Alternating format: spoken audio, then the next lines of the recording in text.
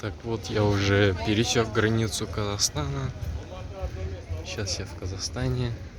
Так, через этот пост Казахстана надо будет отдать также свой ID-паспорт.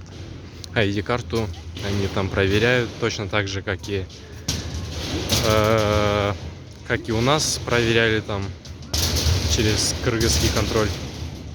Дорога вообще, конечно. Вот. Потом на выходе ты здесь отдаешь бумажку, которую тебе дают, когда ты будешь проходить через контроль. Здесь ты еще отдаешь бумагу.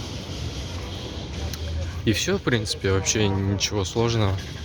Просто с одним ID-паспортом проходишь везде. И через нашу границу, и через границу Казахстана. Все, что требуется, это вот просто ID-карта. И все. Здесь уже начинается Казахстан. Здесь вот такая вот дорога. Меня должны забрать уже на машине. Вот.